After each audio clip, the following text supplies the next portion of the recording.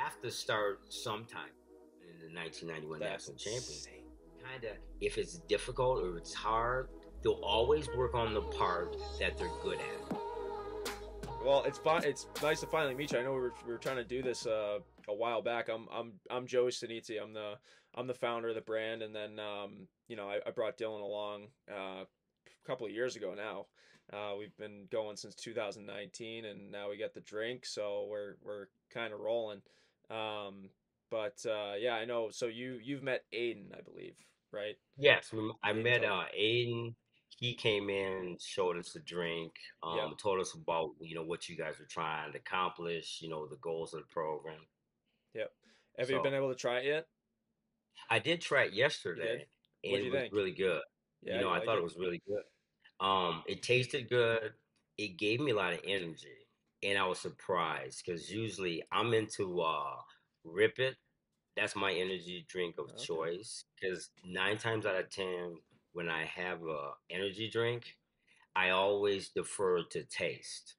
And so Rip It is like super sweet, so I like the taste of it. And so I got to the point where I was drinking like in a very unhealthy like 3 to 4 a day. And, so I said, for my lifestyle and for my heart, I should probably find something different.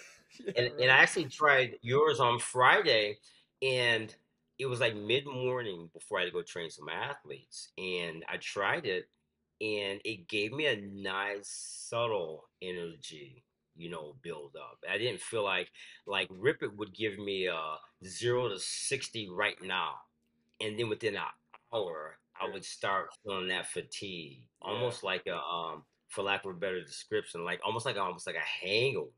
yeah, yeah. But this kept me going, and it was a good taste because I'm all about taste, and it actually kept me with a nice steady kind of like energy that I was able to use throughout the day. Yeah, it's So it the was good. dicaffeine malate right there. The Infinergy that we have is a slow release caffeine, so that gives you that long lasting sustained energy, which is the Oh man. goal of why we put it in there. But yeah, so let's get right into it. So pretty much these interviews, what we want to do is we let the guests pretty much tell their story, right? So you take it back to the beginning.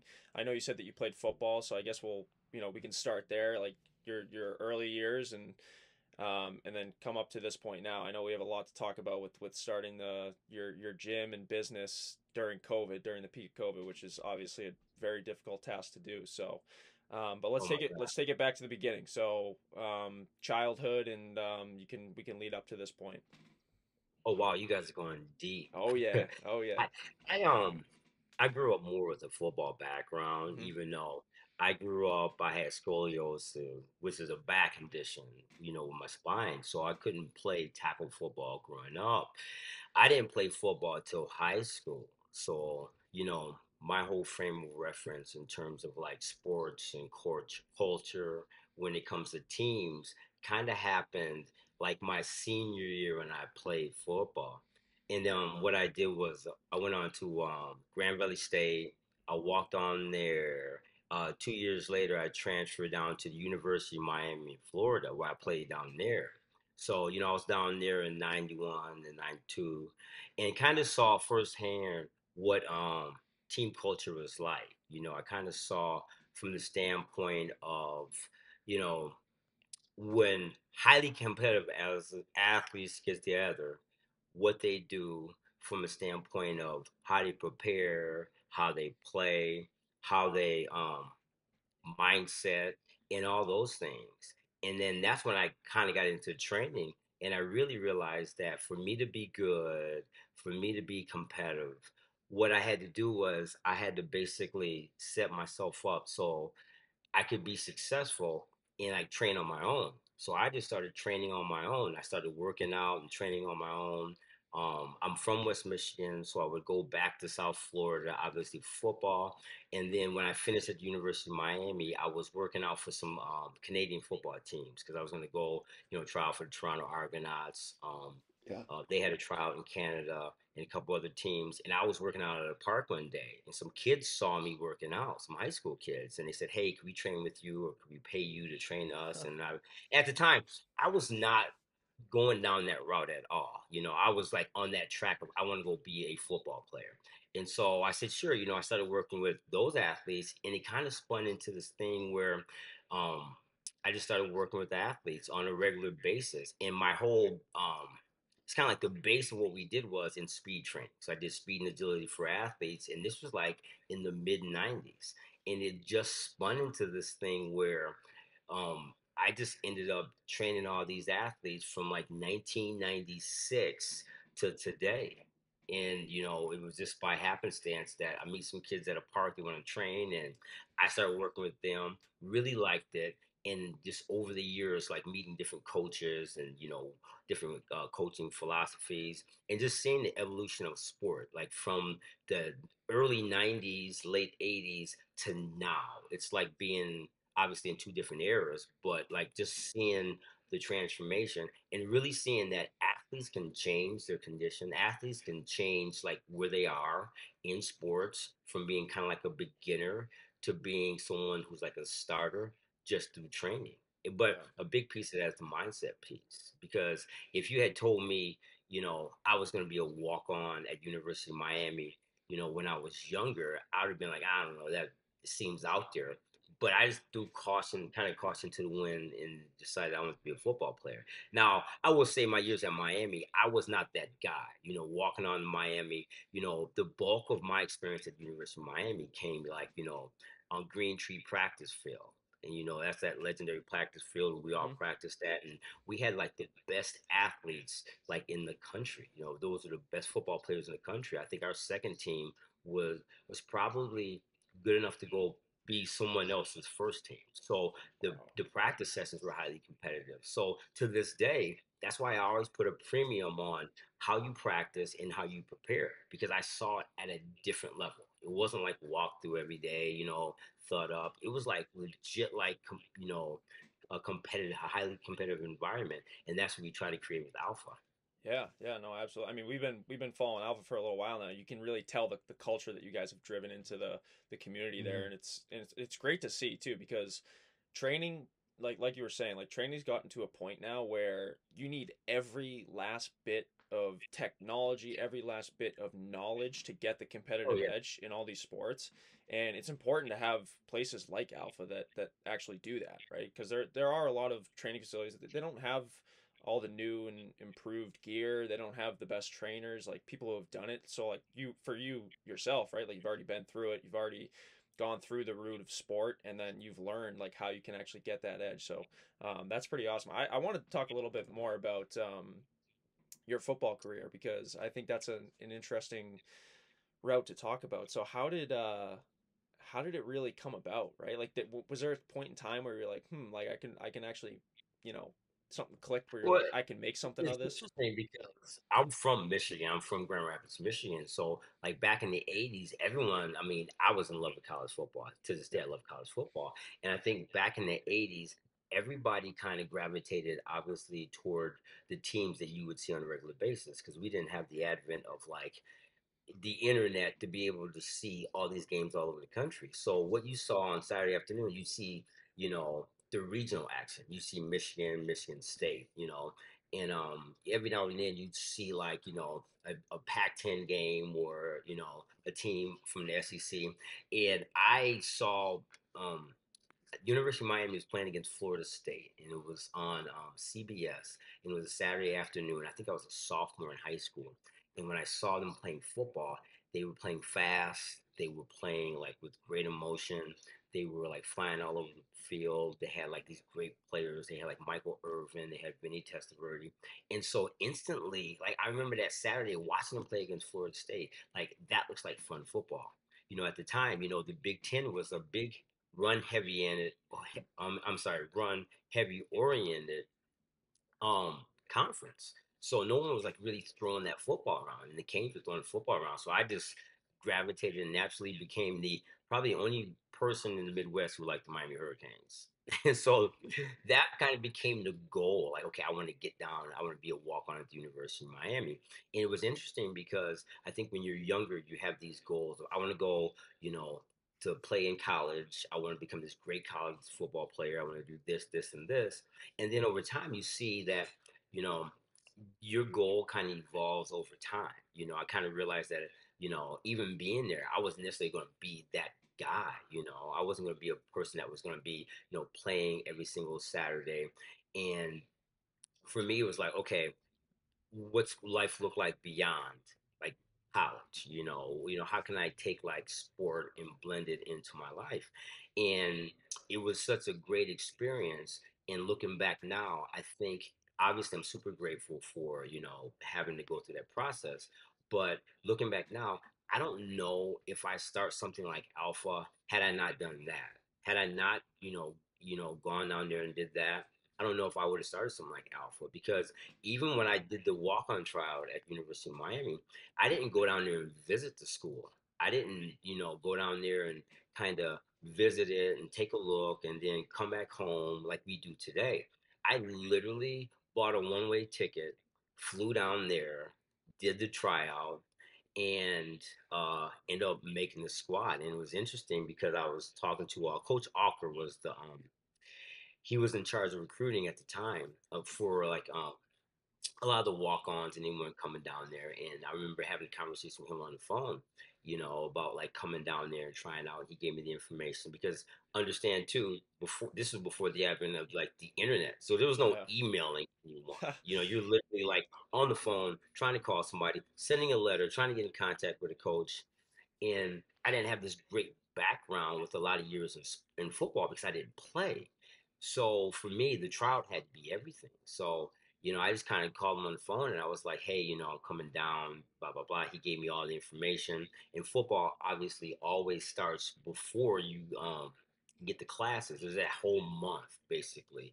And I remember having a conversation with him on the phone and saying, hey, I want to come down and want to try out, for University of Miami football. He's okay. This is the information you need, blah, blah, blah. And I remember him saying, well, do you have family down here or anything? I said, no, I'm just going to come down, I'll stay in a hotel overnight. Then I'll come to the trial the next morning. And I remember him asking me, he's like, so what are you going to do if you get down here, if you don't make the team? Because then because I was still going to go to school there. He Right. said, you'd have the whole month before school started. And I remember saying, and this was probably the most confident or cocky thing I've ever said. I said, well, I don't plan on not making it. And there was this long pause on the phone. I was like, crap. I said, I probably just made myself look like. And he responded by saying, you find your way down to the University of Miami and we'll find a place for you. So then at that point, I knew. I said, okay, cool. Like I put myself out there being like, I don't think I'm not going to make it. So I packed my stuff with stuff I had. My mother took me to Detroit, got on a plane, had a one-way ticket. You could buy a one-way ticket back then. Nowadays, you buy a one-way ticket, they're wondering why you're only going one way, and you Yeah. can't really pull that off. But bought a one-way ticket, flew into Miami International Airport, got off, and being from West Michigan, obviously it's a little bit different than South Florida. So you fly into Miami International, and it's this huge airport, and it was my first ever plane ride. I'd never flown on a plane before, Wow. so I'm doing all this stuff for the first time, and fly in there and you go to the hotel. You have to navigate getting to the hotel with a cab because once again, I'm dating myself. There was no Uber or anything like that. You hail a cab and you go to the you go to the hotel, and I spent the night in the hotel. Next day you did the tryout. We had to do you had 1,510-yard dashes, and you had roughly 15 seconds to get down. You get 45 seconds to recover, and then you got to run back. And you had 15 of those back to back to back. And then you had bench press, and then they did 40-yard dash, and then a short shuttle. And I'm from West Michigan, so we don't get that South Florida heat. So I'm thinking, oh my God, this is hard. But got through it all, and even before it was over, Coach Alker, who was running the trial, he came up to me and said, "Hey, um, when we finish here, grab your gear, whatever you got at the hotel, and you're gonna be over with us at the football dorms." Because at the time they had football dorms. Because back in the '80s, I think more athletes had like quote unquote athlete pavilions. So you had like a football dorm, you had all these, Right. places set up specifically for like one group of athletes. So like all hockey players would live together, all Mhm. football players together. So then he said afterwards, just grab your stuff and come over to the football dorm. So I did that and ended up making the team down there. and That's it was a awesome. great experience. I didn't get the opportunity to like, I dress for games and stuff like that, but I didn't get the opportunity to be that guy to get in the games because I was already a tad behind. I'd gone to Grand Valley State 2 years, and I was there, on the squad there for 2 years, and then I transferred to University of Miami. So it wasn't like today we have this great transfer portal where you have all these credits and they all, Yeah. it's easier to transfer those things. Like back in the day, I remember thinking at one point before I left to go to Miami to transfer, I knew I would lose so many credits. I thought math is math no matter where you go. Well, apparently it's not. So they weren't taking certain math grades. So I'm like, so I had to weigh all those things, like what's more important. It's more important to stay in Grand Rapids. In Allendale, it was a good football team. At Grand Valley, I was out there, and it was Coach Beck was the coach at the time, and I think we were the first team to go to the playoffs then back in '89, in '90. So it was like you weigh, trying to stay there and create a good fit to start playing there, or take that next step and try to like do something bigger because I had only played like senior year in high school. Like, Right. Right. my parents wouldn't let me play growing up, so I didn't play senior in high school. So that's why when I talk to athletes today, especially the younger athletes, about like you playing your sport, that whole youth thing, like playing like youth hockey and youth football, and then coming up and then being a high school football player, hockey player, basketball player, and then going to college, I didn't get that. I literally played a year. So all of my coaching experience from like coaches, it came from 1 year high school and then 2 years at Grand Valley and 2 years at University of Miami. So by I think my one, two, three, by my like third or fourth year in football, in organized football, I was down at the University of Miami, winning the 1991 That's national championship. insane. That's So you, insane. you think about it, and at the time you don't really think about that. But looking back on that, I have four sons. If my sons had came to me and said, "Hey, Dad, I'm just going to fly down to LSU, try out and walk on," I'd be like, Yeah. "Dude, are you out of your mind? That's just a bad plan." I even say to my, it's funny too because sometimes I think I remember doing it, and my parents like, "Okay."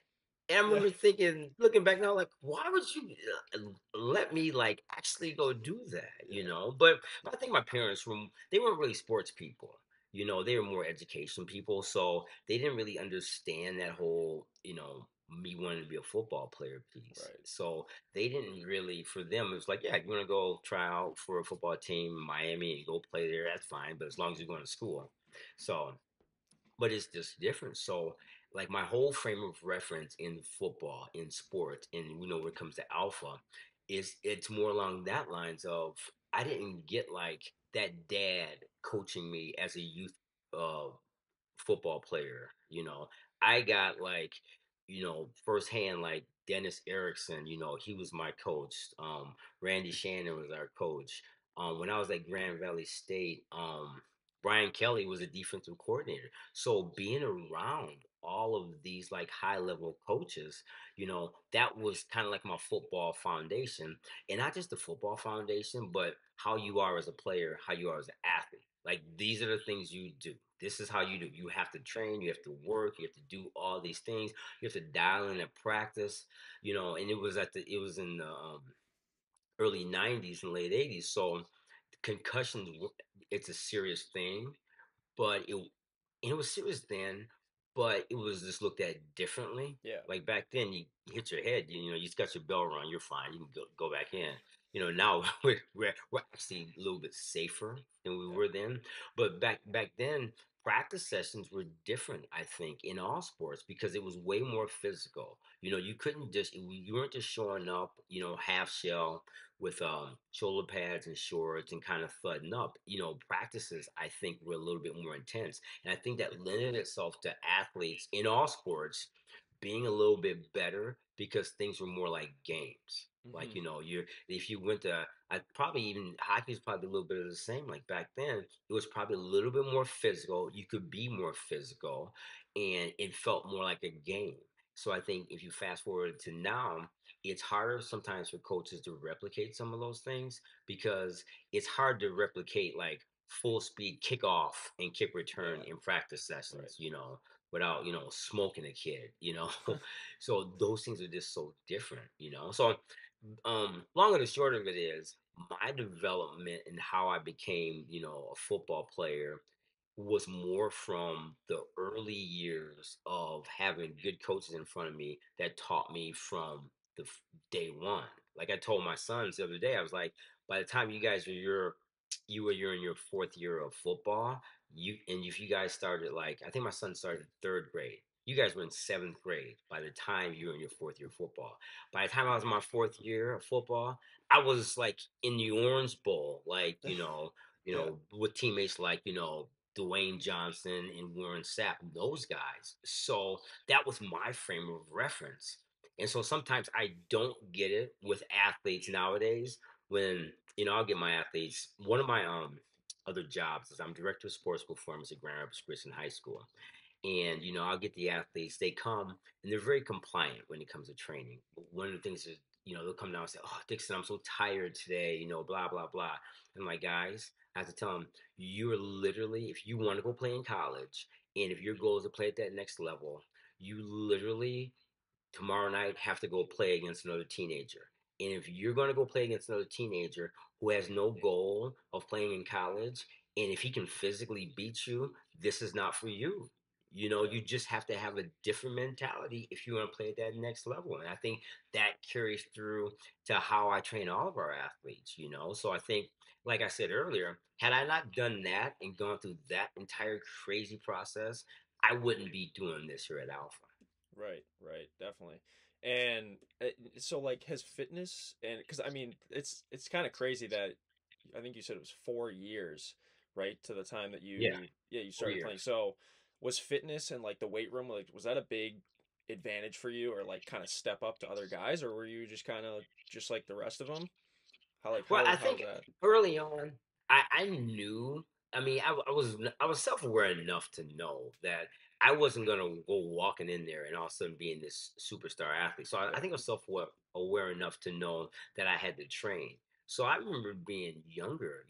I would run hills. I would get outside and like run sprints. I would lift. I was doing all those things knowing that I was behind. There was Yeah. never a part of me was just like, oh, I can play with those guys. Like I talk to some athletes now, and we'll talk about Michigan, Michigan State, and it's funny because I'll talk to some of those guys, and I'll say, "You think you can go play at Michigan State?" "Oh yeah, I can go play for you. So I can go play at Michigan State." I'm like, "No, you can't do that, dude." But I think I'm confident that I was self aware enough to know that okay, I'm behind, so I gotta lift, I gotta run. This is gonna be tough. So I think that just played into part of the whole process. And so when I got down there, I didn't feel like I was behind. I felt like I had great strength levels for where I was at by comparison to other teammates because Right. I put a premium on that part of it because it's hard by yourself to replicate football. Like, I was a running back, so it's hard to replicate like the demands of like the physicality of that. But it's easier to replicate those things like the strength part, like in the weight room, like Hmm. lifting weights and running hills and those kind of things. So I almost like put that at the front of everything and said, okay, if I don't make it, it's not going to be because I wasn't strong enough, I wasn't quick enough, I wasn't fast enough, I wasn't in great shape.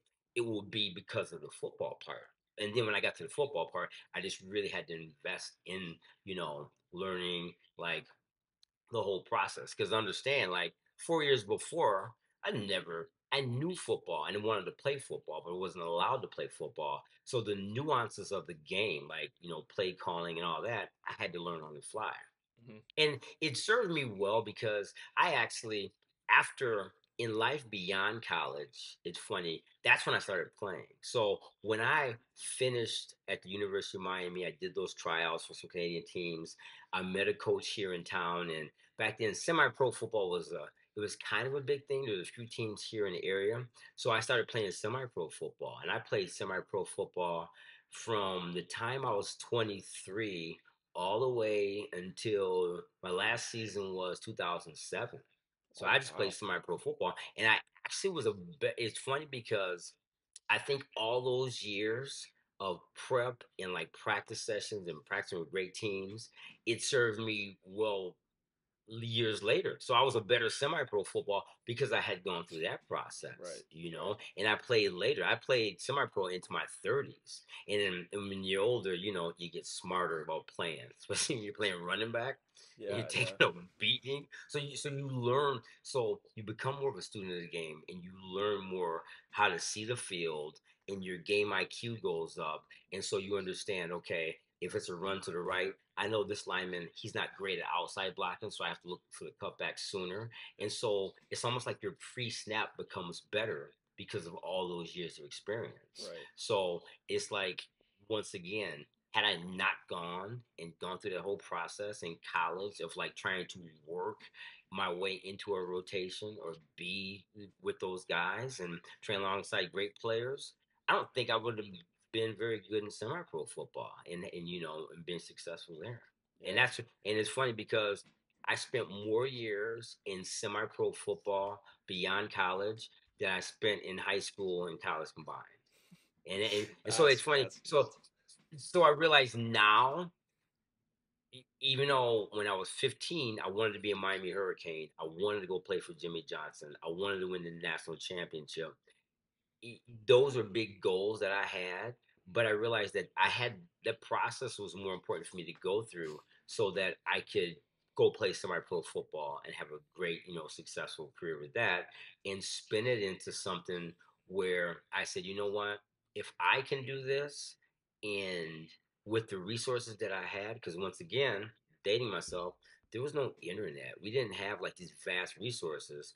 My very first training book was Eric Dickerson's Secrets to Pro Power. And Eric Dickerson, you guys know who Eric Dickerson was? No, He I he don't. was, oh my God, you got Eric Dickerson was this sweet running back from the 80s. He was like my all-time favorite running back. And he played for SMU before they got the death penalty for, that whole recruiting thing. But he was Yeah. like the man. And he was fast and he was strong. And he was one of the athletes that kind of paved the way for training in football. He was all about training. So he wrote this great book called Secrets of Pro Power that I have to this day. I still have this book.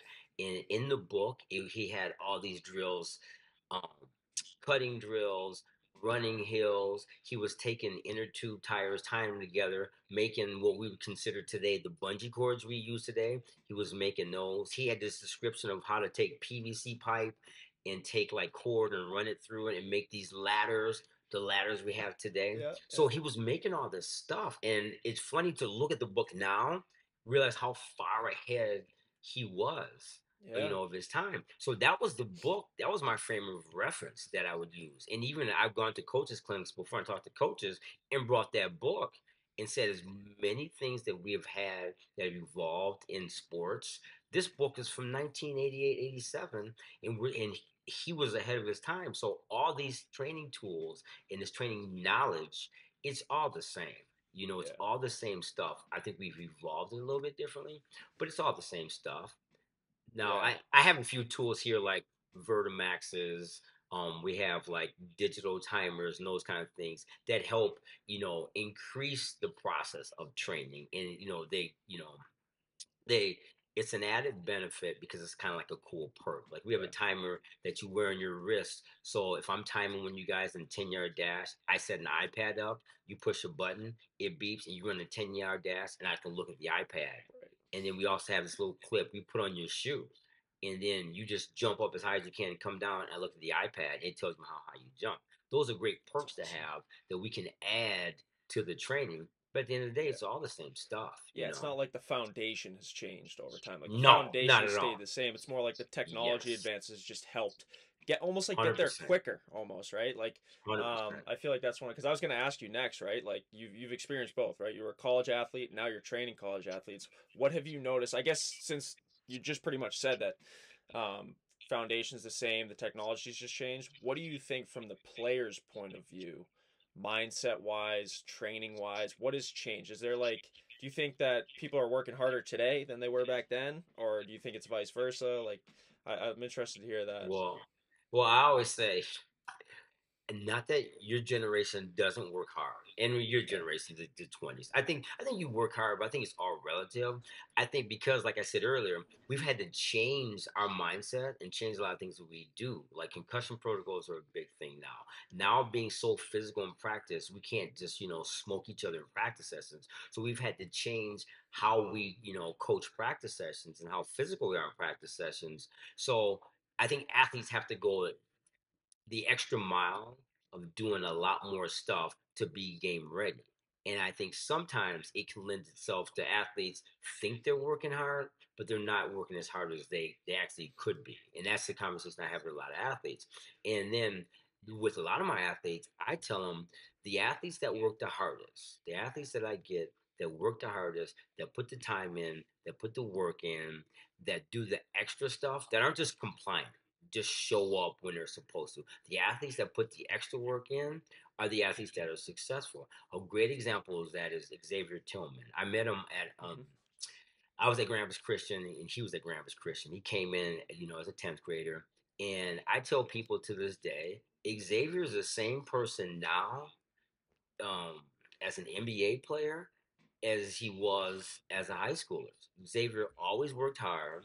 He always did the extra. He was always there. He was always, not just compliant, but he was above and beyond. And he was always working to get better, And now, he's playing for the Memphis Grizzlies, he's having a good career with them. And he'll come back, and every now and then we'll work and together when he comes back to Alpha and we'll talk. And the bulk of our conversation has to do with me kind of picking his brain about that whole mindset thing. Like, what are guys like at that next level? Like, now that you're there in the NBA, what are those guys like? What are the more successful guys like? What's something that you would tell like younger athletes? And he's been good about like, we've done some class sessions where we'll put him on Zoom, and he's been good about like talking to some of our kids and basically saying, if you want to forget about the NBA, if you want to be that next level athlete, if you want to really, really be successful, you're going to do everything you can to be successful, but you're going to realize that your talent is not enough. Probably millions of kids nationwide that can shoot free throws, that have great Yeah. moves, but the ones that who survive and make it through are the stronger athletes. The ones who are strong, who work hard, but who are also, you know, mentally tough. And mentally tough isn't just a rah rah thing. It's being able to get chewed out by your coach in front of everybody and just be like, I got you, coach, and move on and not start kicking the can. And that's what we struggle with today. It's hard to coach kids hard now.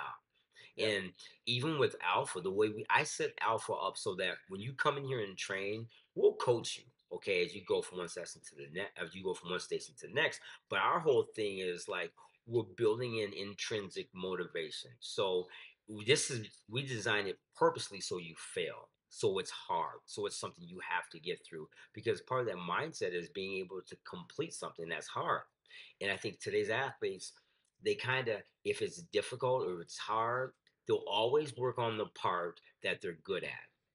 Some hockey players, you've seen the guys that they're great at shooting, Yeah. they'll go out there and work on shooting over and over again, even though they may not be great at defending or they may not be great at an area that would make them better because it makes them uncomfortable to have to go show, I'm not good at this, Hmm. so I'm just gonna work on the easy, the hard, the good part of my game.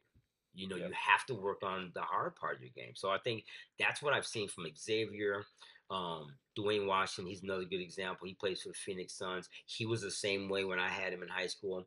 All these great athletes, the one thing they have in common is the mental ability to dial in and do it when they don't feel like doing it.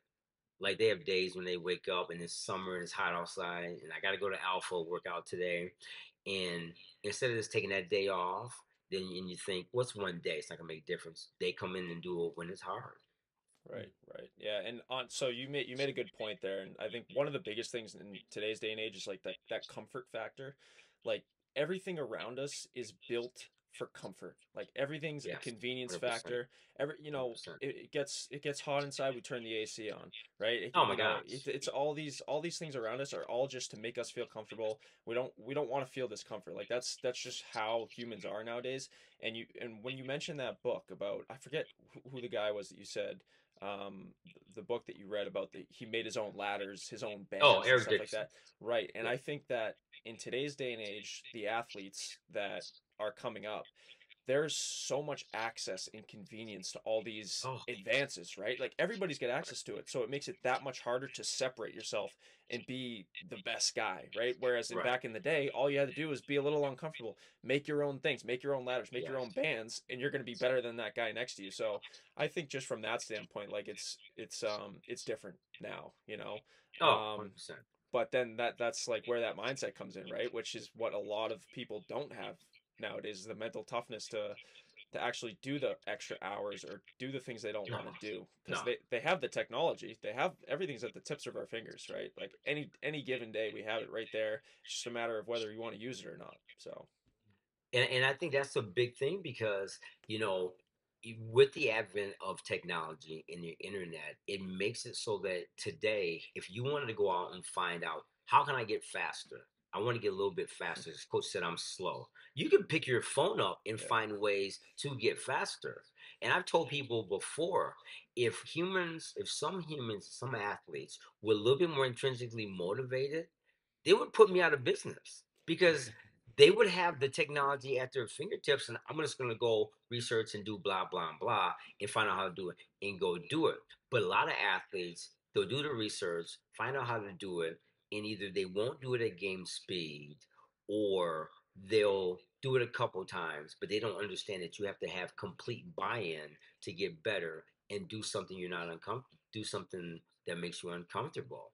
And I think that's why, even though the advances in technology are better and there's more on the internet, there's more tools, more of those kind of things, because I think back in the day we may have been a little bit more intrinsically motivated. If you're taking that technology, today's technology, and put it back in the oh day, god, you would have yeah, seen incredible athletes. You yeah, would have seen Walter Payton wrestling for like 3,000 yards in the season. yeah, You would have seen that kind of thing. yeah, But because I think the technology sometimes, and the information being out there, it's so accessible. It makes it feel like, oh, well, I need to be faster. I'll just go on the internet and find them. right, But the other part of it is, and that's, I think, kind of like the fight right now. I hate saying fight, kind of like the debate right now in my world of like strength and conditioning. You get all these coaches, it's a debate between what's good training, what's bad training. Like, one of my competitors, I won't mention my air, they don't like the fact that we use technology. We use technology. They call it gadgets and gizmos. And I tell kids all the time, you walk into Alpha, we have kettlebells, we have weights. You walk into any place, anywhere, they have all that stuff. It's not the gizmos and little special tools that make you better, but it enhances the experience of what you're doing to help you get better. That's right, what it is. It's not the gizmos and gadgets. So I do believe that everything has its place and its space in terms of what you use. But the debate we have right now in our space is between like what's considered good training, what's bad training. Like I turn on the internet and I've seen ladder drills with right. athletes and coaches teaching ladder drills. And I look at some of these drills and I see, they're stepping through ladders, they're spinning and doing all this other stuff. And I'll say to myself, you'll never do that in a game. Yeah, There'll never yeah, be a game situation where you're moving your feet and you're spinning around and then you're going here and here. Now, you'll move in certain ways in sport where you have to change direction, you have to plant, you have to rotate and do that. But if what you do in training sessions isn't applicable to your sport, it's kind of a waste of time. yeah.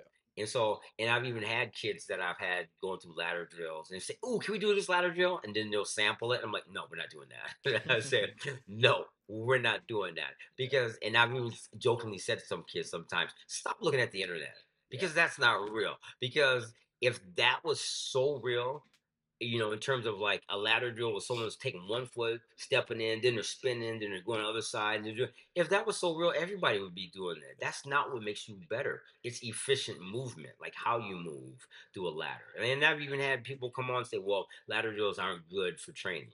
You shouldn't use ladders. Well, I think you can use everything in positive way. You can use things in positive ways, and you can use them in negative ways. So I think that's the fight in our space a little bit. Is about like who is actually training and what Yeah. training is good, what training is bad. And I honestly I think that's one of the biggest flaws in technology nowadays, and that's not even just sports, right? Like we see it in Oh the my political gosh. climate too, from media standpoint, right? Oh What's yeah. what's the truth? Nobody knows the Yeah. truth. You know what I mean? No. Like it's like you look at an article or something like that. It's like okay, you know, and that this is the problem, which is like splitting up the sides, and it's the same thing in the fitness industry, right? Like you Oh, have 100%. trainers that are putting all this stuff out on the media, and going back to what you were saying, like yeah, you can look up how am I going to improve my speed? But you might be looking at an article that does the exact opposite. You know what I mean? So you never 100%. really know. You know? 100%. Yeah. And I think that's the space where we're at too as a society. I think you hit it dead on. We're more likely to gravitate when a coach basically described it like this. He said, as athletes, you're either competitive or you're compliant. If you're competitive, you go above and beyond. You go to practice sessions, you go lift with your team, and then you go do the extra. That's Yeah. competitive. Compliant is you're on time, you come to practice, you do what you're supposed to do in practice, you lift with your team, and then you're done. The bare And you minimum. just, Yeah. yes. And it's like not wanting to be uncomfortable, and we tend to gravitate toward things that kind of confirm what makes us feel good. So I see that like in us today, like you're dead right. Like in terms of like the climate we're in, we're more likely to navigate toward articles and information that confirms Yes. what makes us feel better. Okay, you see, I'm right because Yeah. of blah blah blah. But we don't want to have the conversation and say, maybe I'm wrong about X, Y, and Z. Right. Maybe the other person just has a different point of view than I do, and it's okay that I don't agree with that person. You know what I'm Hmm. saying? It's okay that I think that ladders are good. I think that technology is good, and it's okay that you don't buy into technology, but don't demonize it for everybody else. Yeah. I think that's just the space that we have to get into. A good friend of mine, she said it's the difference between there's agreement and then there's alignment. We don't have to agree on everything, but we should be aligned in terms of Right. the best direction. So we should all of us trainers, all of us players. We don't have to agree on every training facility, every energy drink. We don't need to agree Yeah. on that. But our goal should be to be aligned so we put our athletes in the best position to be successful. We should all be aligned on that. Absolutely. And I think like another big thing too is like okay, giving your opinion, giving your suggestion, like for you for example, like being a strength and conditioning coach. So, I think when you're explaining ideas to like maybe other strength conditioning coach, they might not agree right away, but if you give a solid explanation as to okay, so we do this drill because of this, and then they're like, "Oh, okay." Yes. That kind of makes sense now. And then, Yes, I think it's exactly. just like keeping that open mind. I think it's very important in anything, in my opinion. But yeah, I think that's ultimately what gets to the next level, right? We've seen it with technology. Like somebody will come out with, for example, Apple. They come out with the first iPhone or something. Then all these other brands they come up with a little bit better one, just based on the technology that's involved with this one. It's just this constant Yes. back and forth that Yes. you know what I mean. So, um, but yeah, so I'd like to talk a little bit about alpha and starting it because obviously that's a very difficult task to complete in the economy that we were going through with COVID and, very confusing times in terms of starting businesses, growing a business. So, what was that situation like for you? Like, when did you know that you wanted to start Alpha and when did it really come to fruition? It's funny because I think I knew I wanted to start Alpha in the 90s.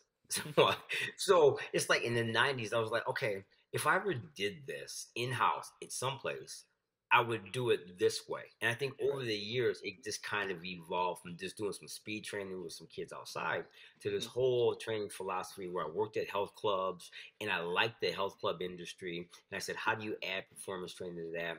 And so it just spun into over the years. I had just built out kind of the philosophy in my head, and we just got to a point where, you know, I knew my wife and I knew a couple good friends of ours, and they're in business, and we were just sitting there talking one day, and like long term goals of what I wanted to do, because I'm director of sports performance at Grand Prix Christian, and because I train all of our athletes, and they said, "Well, that long term, what you want to do?" I was like, "No, long term, my goal is open a facility." So we just started talking, and we just kind of said, why don't we just come together, and we can create a facility. So they kind of came in. They they're our partners. They bought the building. They outfitted the whole building for us. And my wife and I, we bring the business part of it, like the physical part of like the equipment and the Hmm. philosophy and everything. And at the time we were making it, it was right before COVID.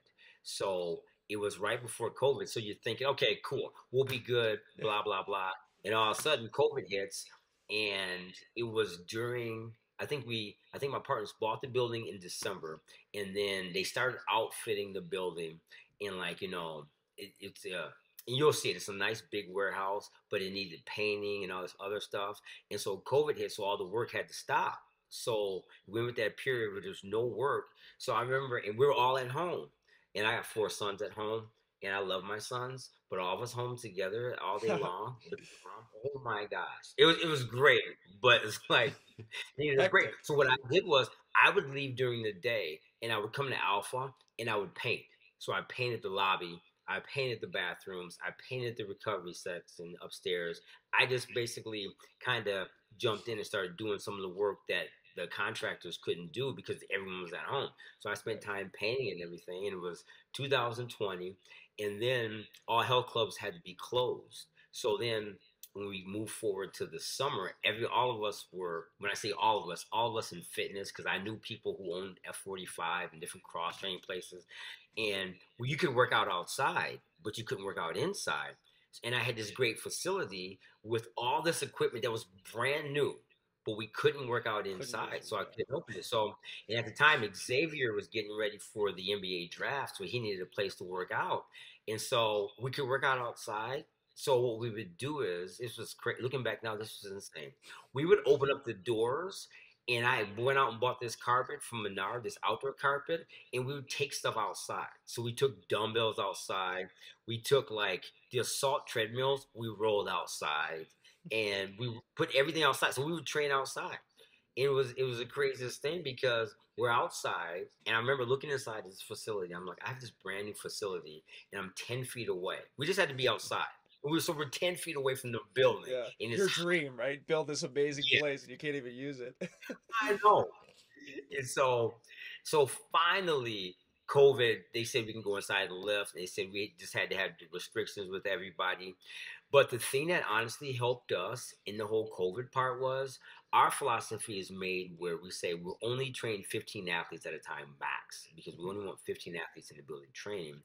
Mhm. And so when they finally said we could train inside, they said we had to have restrictions of, X amount percent of people inside. The other places here in town, whether, the big health clubs, they couldn't survive like just opening up and saying you could only be at 25% Yeah. capacity. So a lot of them just stayed closed. They kind of stayed closed and said, we'll open back up because it doesn't make any sense to have our employees come back for 25% because we have these big places. Worked to our benefit because we were able to open up at a time when everybody had to stop, but then open back up slowly. So it almost took the playing field and it brought it back down here. So all the other players that were all up here pre-COVID, we started out in COVID, so they had to come back to this level. So then when stuff started opening back up, we were able to rise along with Right. everybody else. So it was almost like, obviously COVID was not a blessing, but it was almost like having that environment where everybody had to start off at zero and move forward. That's like in your market with the energy drink, if they came out and said we're going to put a ban on energy drinks and you Hmm. stop energy drinks, and then they stop production, and then they come back next month and say, okay, you can come back out, but you can only sell so many. It puts you at a great footing because Yeah. now all of you guys get to build up together, and that Exactly. gave us the opportunity to. I'm highly competitive. So I'm like, cool. Now we're gonna crush everybody. We're gonna move faster and Hmm. do more stuff. And we created a situation where if you train here in Alpha, you get an app. and you can log everything in the workout here. So you can log your sets, your reps. If you're, we have people who are members at different health clubs, and they have like stuff at home, like weights and stuff at home. They could do the workout at home.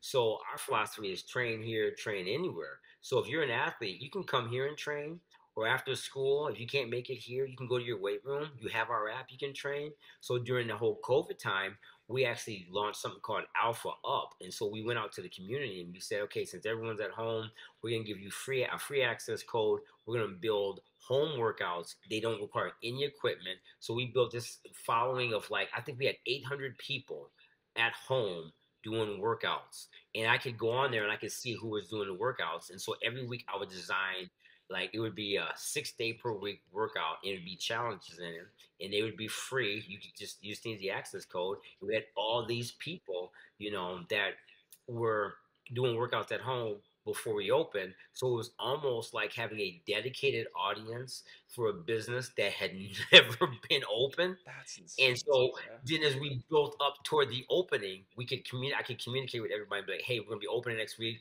You guys, thanks for doing Alpha Up. You guys can all have, like, a free week, whatever, blah, blah, blah. Hmm. So when we opened, we opened with people knowing who we were. We Right. opened with people already having done our workouts, even though I had never stepped foot in the building.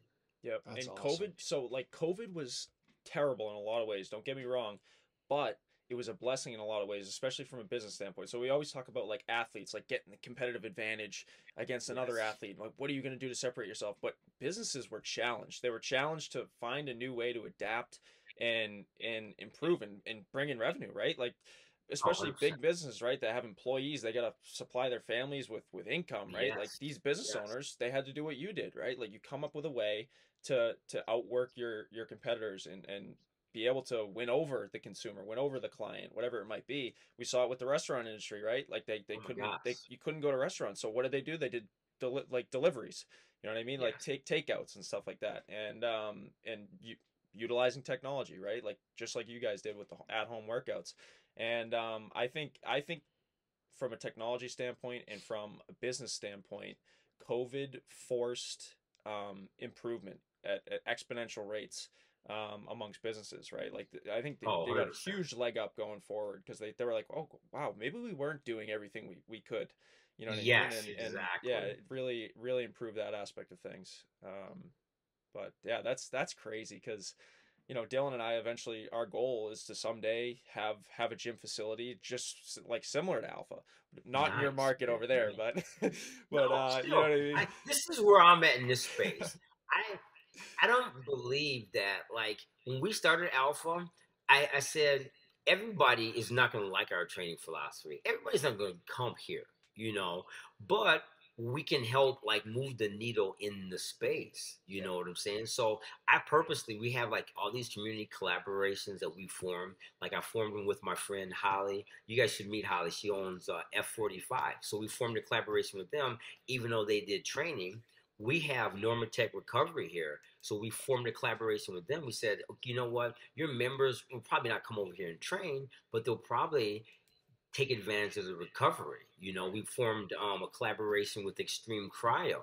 They do cryo. We can get in the you can get inside this chamber. It's like Hmm. minus like 35 degrees. It's crazy, dude. And they do that for athletes. So we formed a collaboration with them. We formed a collaboration with Clean Juice. I've reached out to like yoga studios. So for me, like, hearing about people start training businesses, I think I'm the opposite. And it's probably bad for business, but I think I'm the opposite. I get excited when people open up training for people because there's so many people out there that would take advantage of the resources in training, but, like, there's not a ton of like great training out there. And like Right. I said, everybody's not gonna come here and train, but everybody should be training, in some Mhm. way, shape, or form. So when I hear about people, especially like my athletes, like starting up like training facilities, I think it's fantastic, and it gives us somebody else to compete against. So no, I'm just kidding. But I just think Yeah. it's such a great thing, and I think what you're doing is interesting because I watch what you guys are doing, and I'm like, oh my gosh, that's so smart. You create a product, and you create a product that gives you traction, that gives you like brand recognition, and then you create like the facility or the training along with that. Like it's Hmm. fantastic. I don't know. Yeah. I mean, it's a little bit off topic, but one of the things that inspired us was there's a hockey trainer, and his name is Peter Twist, and he's in Canada. And I remember looking up some stuff because we were going to go to Canada and look at one of his facilities. He has a training facility similar to like what I have, and his whole niche is hockey players. And he has like um, that dry ice athletes can that his players can skate on. He has like a hockey ramp that they can skate on. It's this fantastic facility, and he was able to bridge that gap and find that niche where I think he trains other athletes, but his primary goal is to work with hockey players. I think it's a fantastic thing because when I saw that, I said, okay, that has to be the goal to try to work with different athletes and also find your niche. You know, find out your unique niche. Ours is not just athletes, but like competitive athletes, not just athletes, but like competitive adults who are former athletes. Yeah, no, and I think it also goes back to what we were talking about earlier about comfort, right? I think that's why we're seeing so many people try to find these fitness, whether it's a facility that they can train at or like ultra marathons. Like I'm sure back in your day when you were in your 20s, ultra marathons, did you ever hear of an ultra marathon No, back then? Yeah, no, exactly. And the thing is because and I've been reading a lot about why people are starting to do these ultra marathons, and it's because they're seeking discomfort now. Discomfort a yes, long time yes, ago, it came to you whether you liked it or not, yeah, because there were difficult times, like even when you think back to like the Great Depression, right? Like people were going through tough oh, times, yeah, everybody was yes, uncomfortable, right? But now we're in this comfortable time where you have to seek discomfort on your own, so it's like a yes, discipline aspect to it where like you have to seek these things, you have to hundred train, you percent. have to work out, you have to push your limits. And I think like you said, you hit it spot on where like it's awesome to see people create these fitness regimes and these training facilities and the recovery centers, like all these different things, because you need to stay healthy if you want to live at like Yes, your max capacity, your max capability. Like you have to be in shape, you got to be healthy. So yeah, I think that's awesome. yeah, 100%. And I do think that sometimes when we throw our preferences away, it makes it easier. Like when I say preferences, sometimes we judge things as good or bad. It's like, oh my God, I think the idea of running an ultra marathon, that sounds awful. Yeah, like yeah, doing that, like being that uncomfortable. But or going to practice sessions. I don't feel like practicing today. Or like even having to go through something in business, like go through, oh my gosh, we don't have a lot of people coming at us at a bad time. Throw away those kind of preferences and stop judging things as good and bad, and just accepting it as just part of the process. You right. know, as much as we're beyond COVID, guarantee you, whether it's pandemic or financial, something else is going to happen.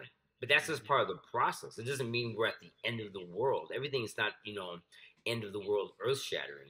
Even in sports, it's just part of the process. Like you see these athletes get injured, and oh my God, it's over. My career's over. Well, that's just part of the process. Yeah, yeah, Like you talk about Jordan being one of the greatest basketball players of all time, and then I think his second year, I think he tore his ACL, but no one talks about that. But at yeah, the time, it's probably the worst thing ever. Or yeah. like Kobe, like tearing his Achilles, his career is over.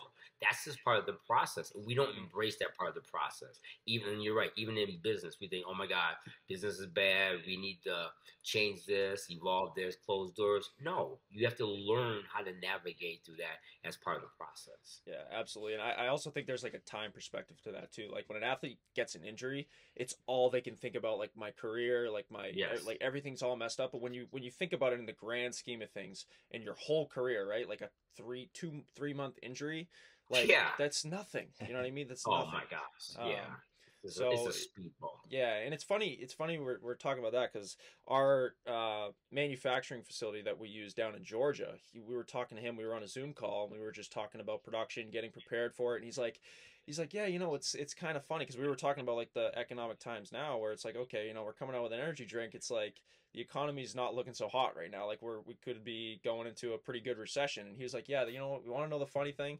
Every single company that my business partner and I have started has been during a recession. And he's Isn't like, that look where we something? are now. And I was Dude, like, yeah, I'm that's the telling you, truth. yes. This is You a know? I mean, it's not like you wanna you want to dance in someone else's missteps because you Yeah. understand like recession, those things are bad. But it's almost like you have to start sometime. And if you guys wait for the economy to be great to start your drink, if I would have waited till everything's all good in the economy to start a business, then I'm always dependent upon everything has to be perfect for this to be Yeah. successful. And it's The not hardest going to part is be. starting. It, Yeah. yes, it's part of the start. It's just part of the whole process. I mean, and things are gonna go get really, really, really good. You two are gonna make a multi-million-dollar like company. It's gonna be great. Then all of a sudden, someone's gonna come out with something else, or there's gonna be some other fire you're gonna have to put out. Yep. Um, I've just listened to this another sidetrack because I'm great at sidetracking people. I'm great at sidetracking interviews.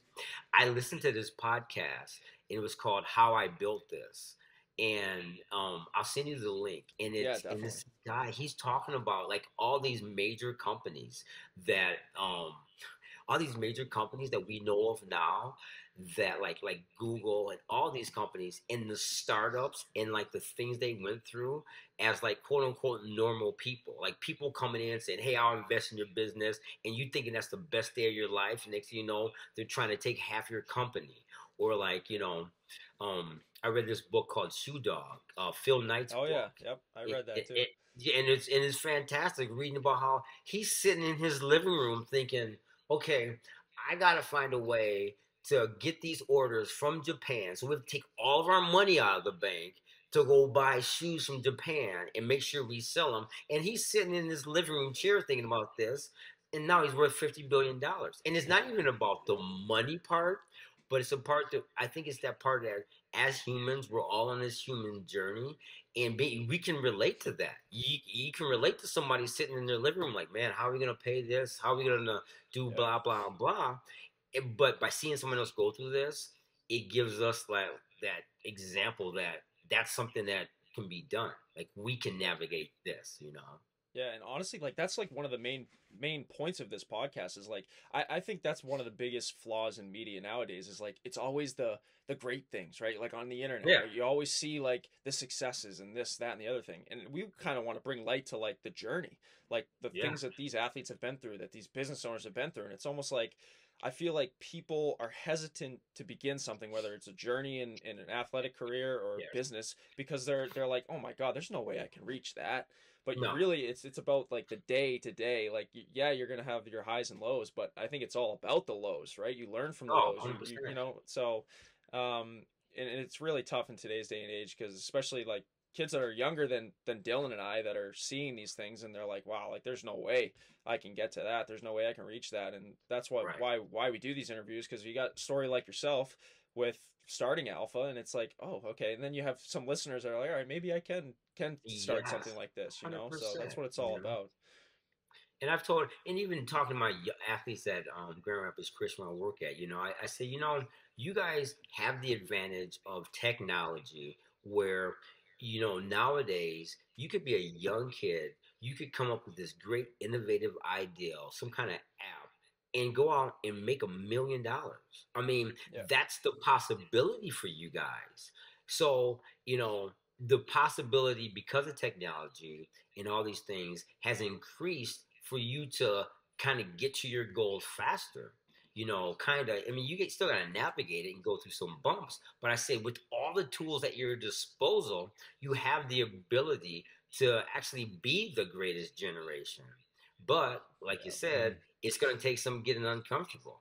yeah, It's going to yeah, take some work and some time, but you have to use the tools and to be able to navigate that. And I think that some of them thinking, okay, I could be the next Facebook guy and start off, I should make $1 million tomorrow. No, that's not how it works. But it's part of the process of saying we have all these great things at our disposal. We have all these examples of all these people who have done this.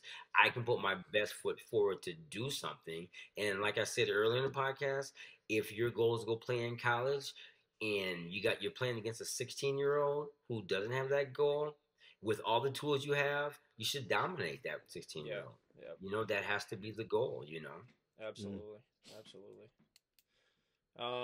but yeah, I mean, we covered a lot, and we've been going for geez, Yes. hour Wow. 15 now, and it felt like 5 minutes, honestly. It Like doesn't the even. I know it doesn't conversation. even feel like there was any starting point. We Yeah, just well, jumped. We just like jumped right into yeah, I it. know. Well, that's the thing with like conversations like these. They're super important to have, but they also go by too fast. Like I wish they Yes. felt like a little longer.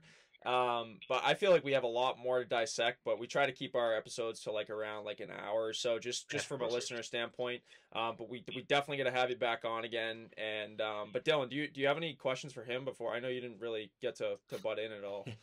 No, Yeah, I was you just okay, Dylan? taking it in. Oh yeah, listening, enjoying the conversation, hearing your story. Um, I guess one thing I was thinking about. So when you went down to Miami, what were you taking in school? Were you taking some sort of exercise science? Were you taking business? What No, were you I studying when you didn't. were down there? If you would, I was not planning on doing this. So I went to. It's funny because I actually went to school because I wanted to be a high school history teacher. I wanted to teach. Wow. No Okay. way. And then partway through, I was like, oh, man, I don't know if I want to spend the rest of my life, in high school or like even around teenagers. Ta-da! Guess what I'm doing? Yeah. Right. Yeah. So I switched. So I was going to go into teaching, and then I switched it up to business. And then even after I switched up to business, I was like, I wouldn't mind, opening a health club maybe or doing something in fitness, but I wasn't going to be exercise science training, somebody hands on. I didn't think that was going to be my part of my journey. Right. Right. Hmm, Yeah, well, everything happens for a crazy. reason, right? And Oh, now, everything here happens you for a are, reason. so it's Everything happens crazy. for a reason. But So, but yeah, I appreciate you guys having me on because I think it's like I'm like you guys. I think it's important to share the story so that other people can hear the story and other people can you know can relate because I think we all need that story. Like I tell athletes all the time, your journey is your story. You get this great opportunity to write this story, yeah, and if you don't share with other people, then the story kind of gets lost among the 7 billion other people on the planet. right, Share the right. story because then it, inspires other people to like either move in the directions of their dreams or start moving in the direction. Hmm. Yep, absolutely. And like, so every episode that we have, like the first episode is always about like the journey that they've had from start Yes. to end. And we want to have repeat guests on where we kind of dive more into certain topics. And I think it would be perfect for you to eventually dive more into like the mindset type of thing, or Oh, for sure. different athletes in today's day and age and whatnot, because you've experienced it all, right? Like I said, like you played, and now you're teaching people who are playing. So it's a pretty special position for you to be in, from a coaching standpoint. So, but yeah, we really appreciate you coming on, and No problem, man. yeah, we'll definitely be in touch, especially for the we want to get some sort of alpha underdog type Oh, man. combine or something like that. That'd That'd be be awesome. fantastic, Yeah, man. That would yeah, be for sure. fantastic. So I think there's some cool stuff that you guys are doing, and for me, it's really impressive to see like you guys start this journey like right now. To be able to like see the need in the market and say, you know what, and it's interesting because it's coming from guys that are like competitive athletes. And that's where it needs to come from. It doesn't need yeah, to come from someone outside of the market saying, you guys need to do this, this, and this. It needs to come from you guys who experienced that firsthand. How do we put right. something on the market that can help all of us from the standpoint of our vantage point, like right now? Yeah, Absolutely, absolutely. But yeah, so we're looking forward to the connection we have with Alpha. I think you guys are doing very special stuff. I mean, we've all of our leadership meetings we've mentioned Alpha, and how what a great club that you guys have become, an athletic training Oh, facility. thanks, Like man. it's very Appreciate it. impressive, and honestly, it's chilling to know that there are people out there that are doing things like this, because it's easy to get lost in the shuffle. Like I said, it's hard Oh to my God. navigate through the waters nowadays, and Right. what's right, what's wrong. So, and you guys are definitely on the right track. So I love to see it, and we'll be in touch very soon. Perfect, for man. sure. Sounds good. Thank you for having me on. Sorry about all the technical difficulties and just Hey, showing my age. Like I don't know how to work like the internet. no, Slightly embarrassing, but not completely. hey, that was more on us It's than all anything. good. It's tough to navigate this stuff, but yeah. So we'll be in touch very soon, and thanks again for coming on. We covered so many topics in that Mhm. one interview. I feel like we went deep on like a few um pretty like prevalent messages, topics, whatever you want to kind of contribute them to. But like we talked about like the comfort discomfort thing, which I think is honestly something that is it's not very like people aren't aware of it Mm, yet. It's just in everybody's life. Like it takes some serious discipline nowadays to like actually force yourself to grow and like and improve in all these different areas. But I found that like probably most interesting about the whole conversation. I don't know about you, but for sure. And I feel that this episode in particular, there were a lot of little lessons that people can take away. Like, like we said, we talked about the comfort and discomfort situation. And we talked about just embracing the grind, the differences between training when he was growing up in, the 80s, early 90s versus us, the differences in technology. That's one thing I guess, we tend to have younger guests on that are, closer in age to us in their early 20s that have like us grown up with technology and all these tools and gadgets available to them.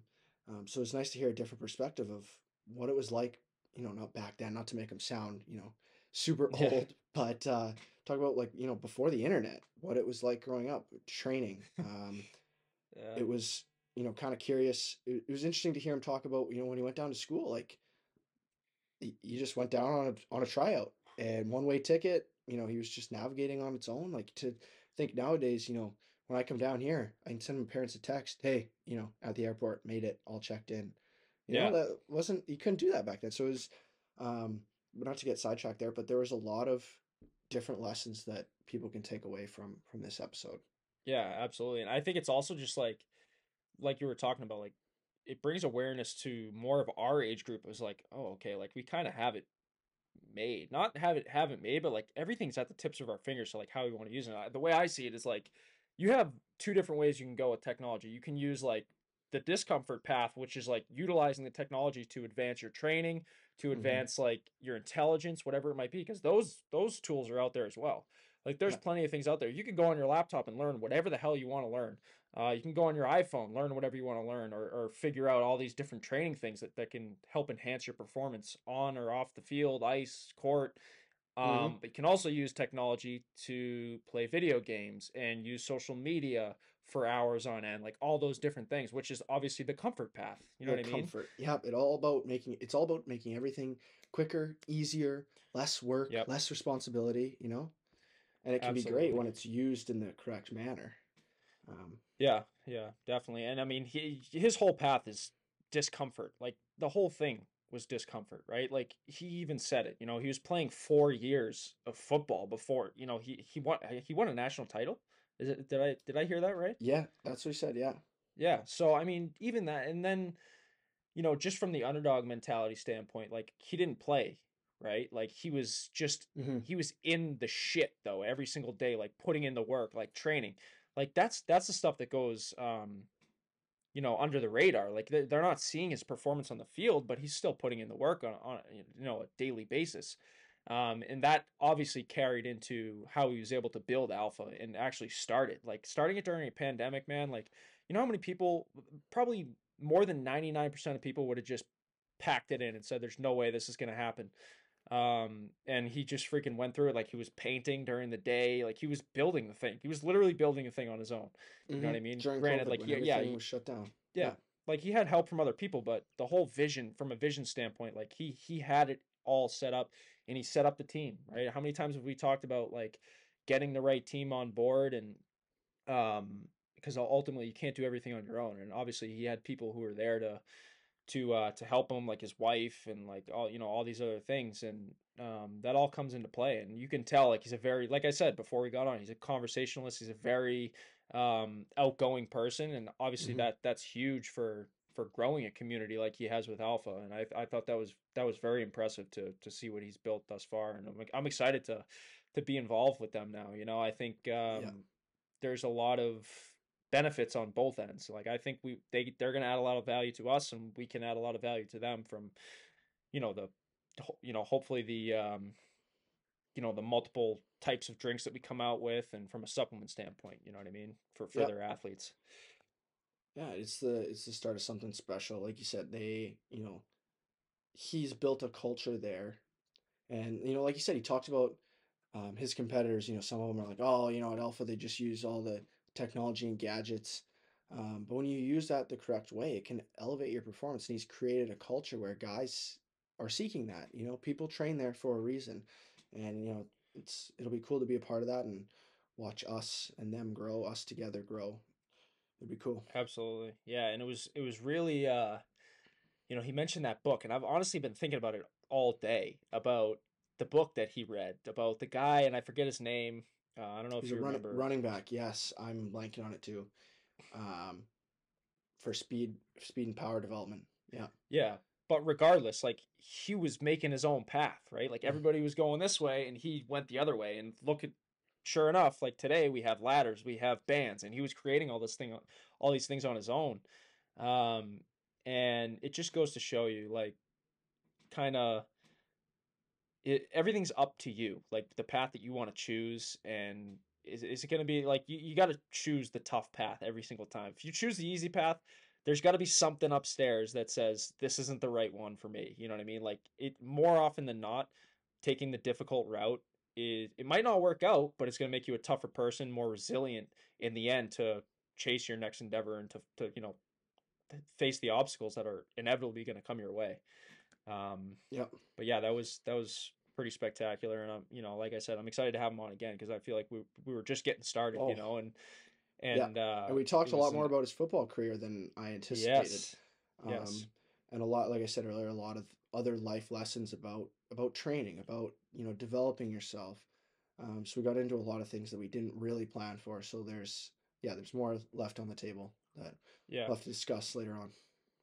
absolutely. But yeah, so that's it for this episode, and if you guys haven't been following along, I'm sure you have, because usually we're posting all these podcast snippets on Instagram, and you guys are following the Instagram. But we just launched UD Energy, one flavor right now, strawberry lemonade, but it's finally here. We've been hearing great reviews so far from a flavor standpoint, especially from a performance standpoint, which is what we expected, because we've spent a lot of time actually formulating and making sure it's a good product for athletes overall, and we feel we've done that, and we've been getting great response so far, great feedback.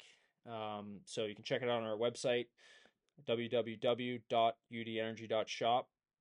You can follow us on all social media handles at underdog_brand, where primarily we're on Instagram, where we post pretty much all the latest updates, podcast snippets, little helpful tips and tricks, to help improve like sleep, nutrition, whatever it might be.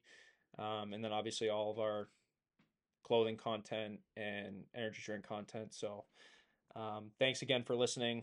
We hope you guys got some value from this episode. I think you know um, that's really why we're doing this. We say it every episode, but it can't be reiterated enough. Where we're really developing this podcast into something that will add value to your life in terms from a story standpoint. Like, I'm sure a lot of people haven't heard Daimond's story from his from a football perspective, right? Like, they see him now, he's got this gym, he's a performance coach, but he's got a lot to add from an athlete's standpoint, and I think that's what we got a lot of today. So we hope you guys enjoyed that, and we look forward to seeing you guys listening to the next episode.